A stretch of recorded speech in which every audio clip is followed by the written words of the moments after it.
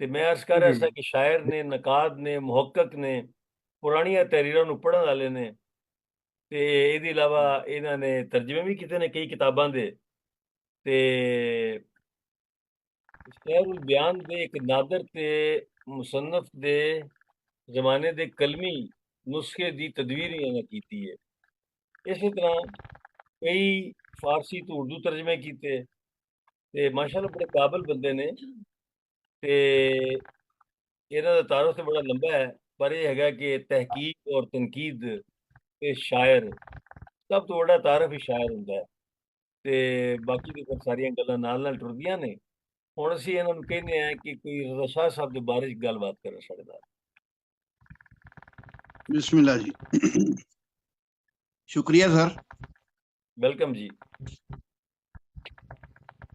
शाह साहब दी किताब दा नाम ठल। ठल दा अखर जेड़ा है पंजाबी जुबान विच 3-4 माने च वरत्या जांदा है। अच्छा। दरिया दी मूंह जोर रवानी नूं भी ठल आंदे ने। हाँ। मज़ाहमत ते डके नूं भी ठल आंदे ने। वाह। जज्बे दी शिद्दत नूं भी ठल आंदे ने। हाँ हाँ। जोश जज्बा दिले विच ठल ना उठना। वाह। ये जेड़े 4 हवालियां नाल गल कीती है, रवानी, दरिया दी ते मूंह जोर, इन्हां दी नज़मां दी रवानी भी बिल्कुल ठल है। वाह। मज़ाहमत शाह साहब दी ये पूरी किताब मज़ाहमत दी तरफ ही एक इशारा है। जिन्नियां अलामतां ने वो ज्यादातर मज़ाहमत दियां ही ने। ये मज़ाहमत मुआशी इस्तेहसाल करन वालियां दी या हकूमती सियासतदानां दी या हर जालिम दे मुकाबले दे विच डक्का लाण दी गल है। बाकी इश्क दी तासीर छुपी भी है ते जाहिर भी है। वाह वाह वाह। ये भी एक फनकारी है। हाँ। तखय्युल नूं जज्बियां दे विच परो देना ते फिर जज्बियां नूं तस्वीर बना देना, ये शाह साहब नूं आउंदा है। लफ्जां दी वरतों देखिए तो इंज लगता है कि लफ्ज इन्हां दे सामने हथ बन के खलोते ने। जिवें सानू चाहो उवें वर्त लवो। वाह वाह वाह। बहुत अच्छे। नवेकलियां तशबीहां, लोक धारा ते अलामतां, मुहावरे ते लफ्जी मुसवरी, ये वो गल्लां ने जेड़ियां शाह साहब दी शायरी दा जमाल ने। वो जदों कोई मंजर विखांदे ने इंज लगदा है मंजर टुरदा टुरदा टुरदा अखां दे सामने आ खलोंदा है। वाह वाह। ते बंदा अपने आप नूं इस मंजर च गुम पांदा है। अलामत निगारी शाह साहब दी शायरी दी एक खास खूबी है। जफर अवान साहब ने भी, हकीम साहब ने भी, डॉक्टर एहसान साहब ने भी वो कुछ नज़मां दे हवाले दिते।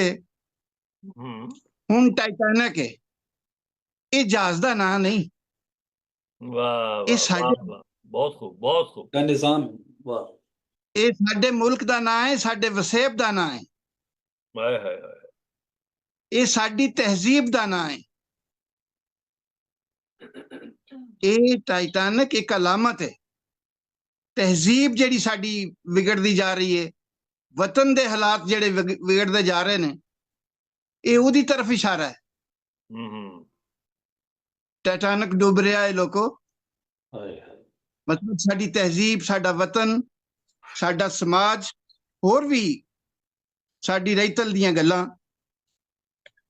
ਇਸੇ ਤਰ੍ਹਾਂ ਲਫ਼ਜ਼ ਜਿਹੜਾ ਬੋਲਿਆ ਗਿਆ ਕਿ ਰੋਬੋਟੋ ਜ਼ਿੰਦਗੀ ਇਹ ਨਹੀਂ, ਵਾਹ ਰੋਬੋਟ ਵੀ ਦੋ ਤਰ੍ਹਾਂ ਦੀ ਅਲਾਮਤ ਹੈ। हाँ जी प्रोग्राम करवा रहा हूँ शाह साहब का ਇੱਕ ਉਹ ਲੋਕ ਜਿਹੜੇ ਮਾਦੀ ਫਲਸਫੇ ਦੇ ਪੈਰੋਕਾਰ ਬਣ ਕੇ ਇਨਸਾਨੀ ਫਲਸਫੇ ਨੂੰ ਭੁੱਲ ਗਏ ਨੇ ਤੇ ਮਸ਼ੀਨਾਂ ਬਣ ਗਏ ਨੇ, ਜੀ ਜੀ ਜੀ ਜੀ। ਉਹ ਵੀ ਰਿਬੋਟ ਨੇ। ਅਰੇ ਵਾਹ, ਬਿਲਕੁਲ। ਤੇ ਉਹ ਵੀ ਰਿਬੋਟ ਨੇ ਜਿਹੜੇ ਇਸ਼ਾਰਿਆਂ ਤੇ ਚੱਲਣ ਵਾਲੀਆਂ ਪੁਤਲੀਆਂ ਨੇ। ਆਹਾ। ਅਰੇ ਵਾਹ। ਜਿਵੇਂ ਪੁਤਲੀ ਤਮਾਸ਼ਾ ਕਰਦਿਆਂ ਡੋਰ ਹਲਾਈ, ਜਿਹੜੇ ਪਾਸੇ ਮਰਜ਼ੀ ਪੁਤਲੀ ਨੂੰ ਲੈ ਗਏ। ਹਾਏ। ਇਹ ਉਹਨਾਂ ਪੁਤਲੀਆਂ ਨੂੰ ਵੀ ਰਿਬੋਟ ਆਖਿਆ ਗਿਆ। वाह वाह वाह वाह ਸ਼ਾਹ ਸਾਹਿਬ ਦੀ ਸ਼ਾਇਰੀ ਸਮਾਜ ਨਾਲ ਬੜੀ ਪੀੜੀ ਜੁਰਤ ਰੱਖਦੀ ਏ। ਉਹ ਸਿਆਸਤ ਦੀ ਗੱਲ ਵੀ ਕਰਦੇ ਨੇ, ਕਿਉਂਕਿ ਸ਼ਾਹ ਸਾਹਿਬ ਆਪ ਵੀ ਪੀਪਲਸ ਪਾਰਟੀ ਦੇ ਜਨਰਲ ਸੈਕਟਰੀ ਨੇ ਉੱਥੇ ਦੇ ਇਟਲੀ ਦੇ। ਤੇ ਇਹਨਾਂ ਦੀ ਸ਼ਾਇਰੀ ਦੇ ਵਿੱਚ ਜਿਹੜੀ ਮਜ਼ਾਹਮਤ ਆਈ ਹੈ, ਇਹ ਇਸ ਵਜ੍ਹਾ ਨਾਲ ਵੀ ਆਈ ਹੈ। ਇਹਨਾਂ ਦੀ ਸ਼ਾਇਰੀ ਦੇ ਵਿੱਚ ਮੈਨੂੰ ਕਈਆਂ ਨਜ਼ਮਾਂ ਦੇ ਵਿੱਚ ਉਹ ਮਜ਼ਾਹਮਤ ਨਜ਼ਰ ਆਈ ਹੈ ਜਿਹੜੀ ਸਿਆਸੀ ਮਜ਼ਾਹਮਤ ਹੈ। ਇਸ ਦੇ ਇਲਾਵਾ ਮੁਆਸ਼ੀ ਤੇ ਇਮਰਾਨੀ ਮਜ਼ਾਹਮਤ ਵੀ ਇਹਨਾਂ ਦੇ ਮੌਜੂ ਨੇ। ਆਪਣੀਆਂ ਨਜ਼ਮਾਂ ਦੇ ਰਾਹੀਂ ਇਹਨਾਂ ਲੋਕਾਂ ਨੂੰ ਬਾਖਬਰ ਵੀ ਕੀਤਾ ਜਿਹੜੇ ਗੁਰਬਤ ਦੇ ਮਨਹੂਸ ਚੱਕਰ ਵਿੱਚ ਪੈ ਕੇ ਤੇ ਸਮੁੰਦਰ ਦੀ ਘੁੰਮਣ ਘੇਰੀ ਦੇ ਵਿੱਚ ਆ ਡੁੱਬਦੇ ਨੇ। ਉਹਨਾਂ ਦੀਆਂ ਮਾਵਾਂ ਦੇ ਵਹਿਣ ਸੁਣਾਏ ਤੇ ਸੁਨੇ ਵੀ ਕੱਲੇ ਸੁਣਿਆ ਕੈਦੀ ਪੰਛੀ ਦਾ। ਜਿਹੜੇ ਫੜੇ ਗਏ, ਜਿਹੜੇ ਰੁੜ ਗਏ, ਇਹ ਸਾਰੀਆਂ ਨਜ਼ਮਾਂ ਮੁਆਸ਼ੀ ਮਸਲਿਆਂ ਦੇ ਹੱਥੋਂ ਮਰਦਿਆਂ ਦੇ ਹਾੜੇ ਨੇ। ਵਾਹ ਵਾਹ।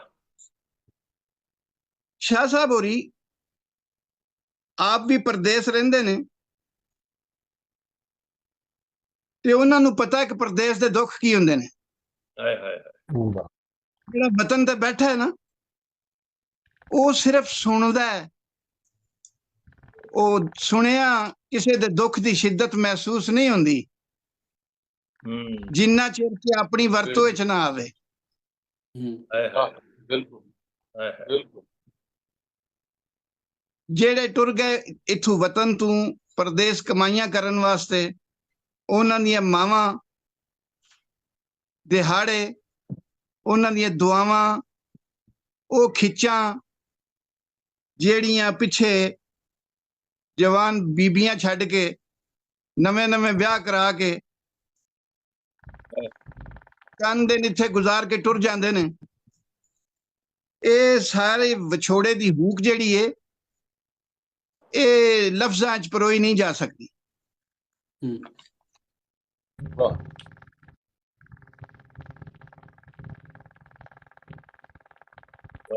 ਬਹੁਤ। ਇਸੇ ਤਰ੍ਹਾਂ ਤੁਹਾਡਾ ਵੇਲਾ ਤੇ ਜ਼ਿਆਦਾ ਨਹੀਂ ਲਵਾਂਗੇ, ਲੇਕਿਨ ਨਜ਼ਮਾਂ ਦੇ ਕੁਝ ਹਵਾਲੇ ਸਾਹਮਣੇ ਗੱਲਾਂ ਹੋ ਗਈਆਂ ਨੇ ਨਜ਼ਮਾਂ ਤੇ। ਸ਼ਾਹ ਸਾਹਿਬ ਲੀਡਰ ਵੀ ਨੇ ਤੇ ਇੱਕ ਮੁਫੱਕਰ ਵੀ ਨੇ। ਵਾਹ। ਇਸ ਵਾਸਤੇ ਉਹਨਾਂ ਦੀ ਸ਼ਾਇਰੀ ਦੇ ਵਿੱਚ ਸਿਰਫ ਮਜ਼ਾਹਮਤ ਹੀ ਨਹੀਂ, ਮਸਲਿਆਂ ਦੇ ਹੱਲ ਵੀ ਮੌਜੂਦ ਨੇ। Very good. ਜਿਹੜੀ ਕਿ ਇੱਕ ਬੜੀ ਨਵੇਕਲੀ ਗੱਲ ਹੈ। ਮਸਲੇ ਦੀ ਨਿਸ਼ਾਨਦੇਹੀ ਕਰ ਲੈਣਾ ਇਹ ਵੀ ਅੱਛੀ ਗੱਲ ਹੈ, ਤੇ ਫਿਰ ਮਸਲੇ ਦਾ ਹੱਲ ਦੱਸਣਾ ਇਹ ਬੜੀ ਅੱਛੀ ਗੱਲ ਹੈ। ਵੱਡੀ ਗੱਲ ਹੈ। ਅੱਤ ਸਰਮਾਇਆਦਾਰੀ, ਮਾਰਸ਼ਲ ਲਾ, ਪੁਰਾਣੀ ਅੱਗ, ਨੀ ਪੰਜਾਬੀਏ। ਹੁਣ ਇਹ ਨੀ ਪੰਜਾਬੀਏ ਜਿਹੜੀ ਏ, ਇਹ ਆਪਣੀ ਮਾਂ ਬੋਲੀ ਨਾਲ ਮੁਹੱਬਤ ਔਰ ਉਹਦੇ ਤੇ ਵਰਤੀ ਜਾਣ ਵਾਲੀ ਇਸ ਵੇਲੇ ਇਸਤਹਿਸਾਲ ਜਿਹੜਾ ਉਹਦਾ ਹੋ ਰਿਹਾ ਹੈ, ਇਹ ਉਹਦੇ ਤੇ ਬਹੁਤ ਖੂਬਸੂਰਤ ਗੱਲ ਹੈ, ਬਹੁਤ ਖੂਬਸੂਰਤ ਨਜ਼ਰ। ਵਾਹ। ਇਸੇ ਤਰ੍ਹਾਂ ਦੋ ਕੌਮੀ ਨਜ਼ਰੀਆ, ਜਿਸ ਵੇਲੇ ਅਸੀਂ ਦੋ ਕੌਮੀ ਨਜ਼ਰੀਏ ਨੂੰ ਵੇਖਦੇ ਹਾਂ ਤਾਂ ਸਾਡੇ ਜ਼ਿਹਨ ਦੇ ਵਿੱਚ ਆ ਜਾਂਦਾ ਕਿ ਉਹ ਜਿਹੜਾ ਤਾਰੀਖ ਦੇ ਵਿੱਚ ਦੋ ਕੌਮੀ ਨਜ਼ਰੀਆ ਸੀ ਕਿ ਬਰੇ ਸਗੀਰ ਵਿੱਚ ਦੋ ਵੱਡੀਆਂ ਕੌਮਾਂ ਆਬਾਦ ਨੇ, ਇਹਨਾਂ ਨੂੰ ਵੱਖਰੇ ਵੱਖਰੇ ਵਤਨ ਚਾਹੀਦੇ ਨੇ। ਇਸ ਗੱਲ ਦਾ ਪ੍ਰਚਾਰ ਕਰਨ ਵਾਲੇ ਨਜ਼ਰੀਏ ਨੂੰ ਦੋ ਕੌਮੀ ਨਜ਼ਰੀਆ ਅਸੀਂ ਆਖਦੇ ਆਏ ਹਾਂ। ਸ਼ਾਹ ਸਾਹਿਬ ਦਾ ਦੋ ਕੌਮੀ ਨਜ਼ਰੀਆ ਗੁਰਬਤ ਤੇ ਇਮਾਰਤ ਦਾ ਨਜ਼ਰੀਆ ਹੈ। ਵਾਹ ਵਾਹ ਵਾਹ ਵਾਹ ਵਾਹ, ਬਹੁਤ ਖੂਬ, ਬਹੁਤ ਖੂਬ, ਬੜੀ ਸੋਹਣੀ ਗੱਲ ਕੀਤੀ। ਸ਼ਾਹ ਸਾਹਿਬ ਦੋ ਕੌਮਾਂ ਬਣਾਉਂਦੇ ਨੇ, ਗਰੀਬ ਇੱਕ ਕੌਮ ਹੈ, ਅਮੀਰ ਇੱਕ ਕੌਮ। ਇਹ ਉਹਨਾਂ ਦੀ ਮਜ਼ਾਹਮਤ, ਇਹ ਉਹਨਾਂ ਦੇ ਸਿਆਸੀ ਸ਼ਊਰ, ਸਮਾਜੀ ਸ਼ਊਰ ਦੀ ਅਲਾਮਤ ਹੈ। ਅੱਛਾ, ਇੱਕ ਗੱਲ ਜਿਹੜੀ ਮੈਂ ਵੇਖੀ ਸ਼ਾਹ ਸਾਹਿਬ ਦੀ ਠੱਲ ਵਿੱਚ, ਉਹ ਮੈਂ ਅੱਜ ਤੱਕ ਕਿਸੇ ਸ਼ਾਇਰ ਦੇ ਕਲਾਮ ਵਿੱਚ ਨਹੀਂ ਵੇਖੀ। ਹਰ ਸ਼ਾਇਰ ਬੜਾ ਪੋਸੈਸਿਵ ਹੁੰਦਾ ਹੈ।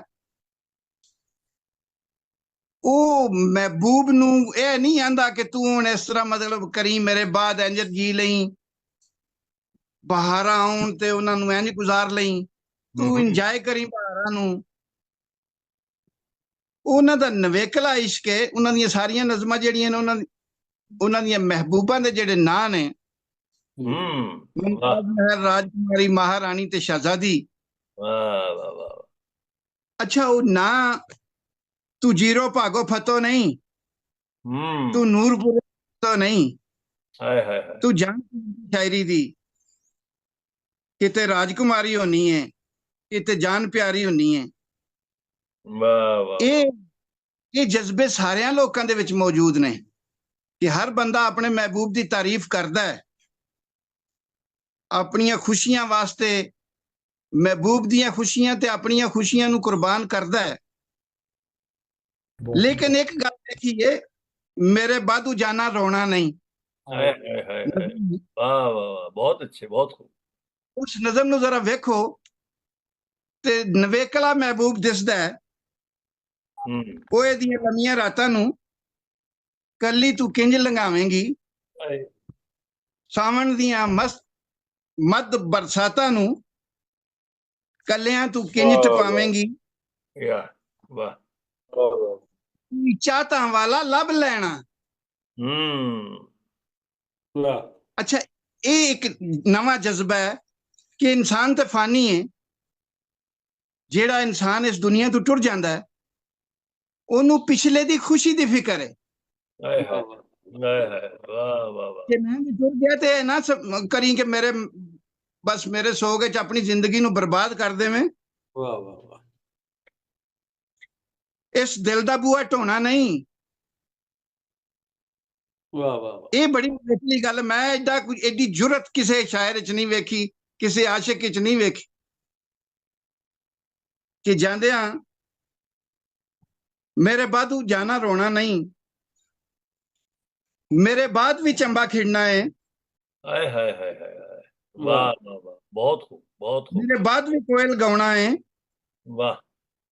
ਬਾਅਦ ਵੀ ਪੀਪੀ ਬੋਲੇਗਾ। ਵਾਹ। ਮੇਰੇ ਬਾਅਦ ਵੀ ਸਾਵਣ ਆਉਣਾ ਹੈ। ਦੁੱਖਾਂ ਦੇ ਡੂੰਘੇ ਪਾਣੀ ਵਿੱਚ ਜਿੰਦੜੀ ਨੂੰ ਜਾਨ ਡਬੋਣਾ ਨਹੀਂ। ਹਾਏ ਹਾਏ, ਮੇਰੇ ਬਾਦੂ ਜਾਣਾ ਰੋਣਾ ਨਹੀਂ। ਇਹ ਨਜ਼ਮ ਜਿਹੜੀ ਹੈ ਜ਼ਿੰਦਗੀ ਦੇ ਦੁੱਖਾਂ ਨਾਲ ਮੁਕਾਬਲਾ ਕਰਨ ਦਾ ਸਬਕ ਦਿੰਦੀ ਹੈ। ਵਾਹ ਵਾਹ ਵਾਹ, ਬਹੁਤ ਖੂਬ। ਜਿਸ ਤਰ੍ਹਾਂ ਸ਼ਾਹ ਸਾਹਿਬ ਦੀ ਸ਼ਾਇਰੀ ਚ ਮਜ਼ਾਹਮਤ ਹੈ, ਇਸ ਤਰ੍ਹਾਂ ਜੁਰਤ ਪੈਦਾ ਕਰਦੀ ਸ਼ਾਇਰੀ। ਨਾਲੇ ਨਾਲ ਮਰਿਆ ਨਹੀਂ ਜਾਂਦਾ, ਦੁਨੀਆ ਦੇ ਕੰਮ ਚੱਲਦੇ ਰਹਿੰਦੇ ਨੇ। ਇਸ ਲਈ ਆਖਦੇ ਨੇ ਦੁੱਖਾਂ ਦਾ ਨੋਇਆ ਛੋਣਾ ਨਹੀਂ। ਬਹੁਤ ਖੂਬ। ਮੇਰੇ ਬਾਦੂ ਜਾਣਾ ਰੋਣਾ ਨਹੀਂ। ਬਹੁਤ ਅੱਛੇ, ਬਹੁਤ ਖੂਬ। ਫਿਰ ਵੇਖੋ ਇਸੇ ਮਹਿਬੂਬ ਨੂੰ ਨਜ਼ਮ ਜਾ ਵਿੱਚ ਆਪਣੇ ਮਹਿਬੂਬ ਨੂੰ ਉਹ ਗੈਰਤ ਤੇ ਇੱਜ਼ਤ ਦਾ ਸਬਕ ਦਿੰਦੇ ਨੇ।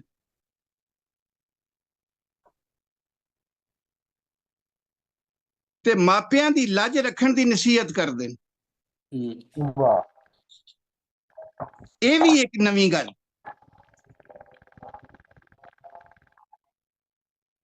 ਆਪਣੀ ਖੁਦਗਰਜ਼ੀ ਸ਼ਾਹ ਸਾਹਿਬ ਦੀ ਇਸ ਪੂਰੀ ਠੱਲ 'ਚ ਨਜ਼ਰ ਨਹੀਂ ਆਈ।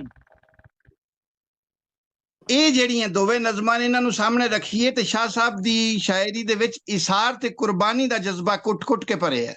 ਵਾਹ ਵਾਹ ਵਾਹ ਵਾਹ।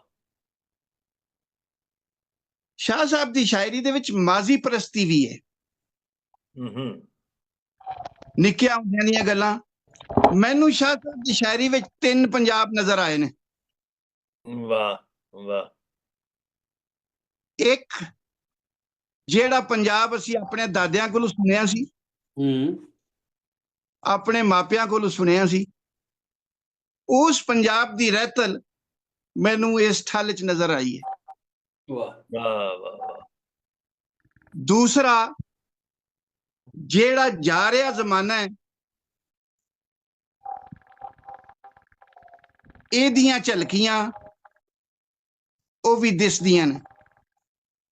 ਤੀਸਰਾ ਆਉਣ ਵਾਲੀ ਨਸਲ ਦੇ ਨਾਂ ਜਿਹੜੇ ਪੈਗਾਮ ਨੇ, ਜਿਹੜੀਆਂ ਇਸਤਲਾਹਾਂ ਨੇ, ਉਹ ਆਉਣ ਵਾਲੇ ਦੌਰ ਦੀਆਂ ਨੇ। ਇਸ ਤਰ੍ਹਾਂ ਮੈਂ ਆਖ ਸਕਦਾ ਕਿ ਸ਼ਾਹ ਸਾਹਿਬ ਦੀ ਇਸ ਠੱਲ ਵਿੱਚ ਸਿਰਫ ਮਾਜ਼ੀ ਨਹੀਂ, ਹਾਲ ਤੇ ਮੁਸਤਕਬਲ ਵੀ ਨਾਲ ਨਾਲ ਟੁਰਦੇ ਨੇ। ਜੇ ਉਹ ਬਚਪਨ ਦੇ ਦਿਨ ਯਾਦ ਕਰਦੇ ਨੇ, ਨਾਲ ਨਾਲ ਰੋਬੋਟਾਂ ਨੂੰ ਵੀ ਹਿਲਾਉਂਦੇ ਜਾਂਦੇ ਨੇ। ਵਾਹ। ਤੇ ਟਾਈਟੈਨਿਕ ਵੀ ਚਲਾਉਂਦੇ ਜਾਂਦੇ ਨੇ। ਵਾਹ ਵਾਹ। ਜੇ ਇਸ ਨਜ਼ਮ ਇਹਨਾਂ ਦੀਆਂ ਨਜ਼ਮਾਂ 'ਚ ਤਕਸੀਮ ਦੇ ਉਜਾੜੇ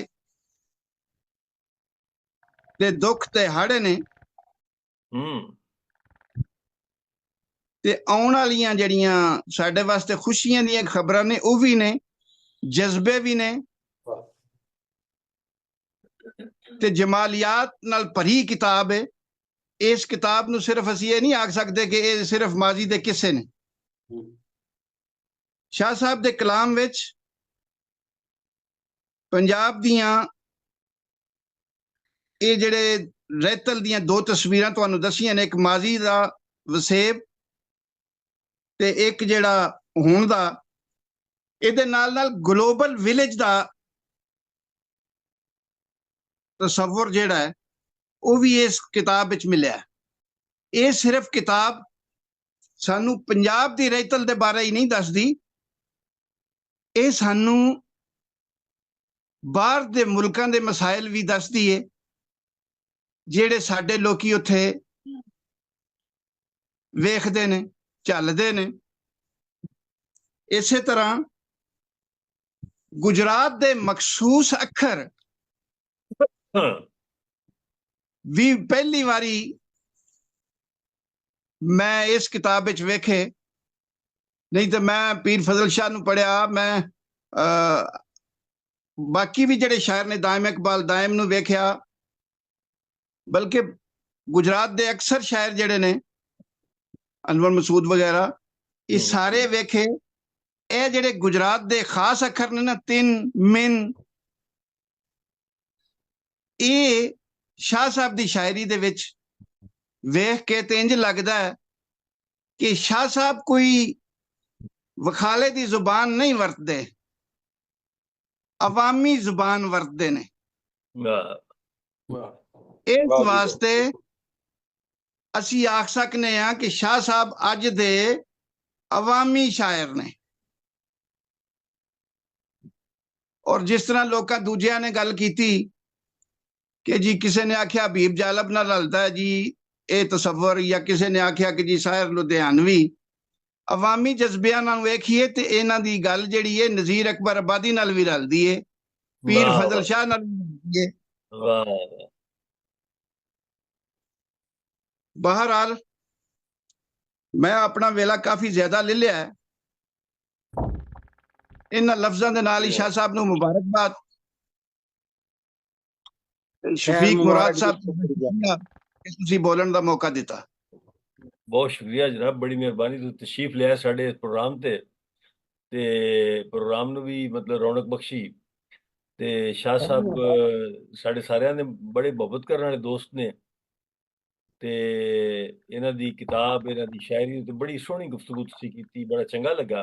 लाइक करें, शेयर करें। मज़ीद इल्मी और अदबी वीडियोस देखने के लिए इस चैनल को सब्सक्राइब करें और बेल आइकॉन को दबा दें ताकि हर आने वाली वीडियो का नोटिफिकेशन आपको मिल सके।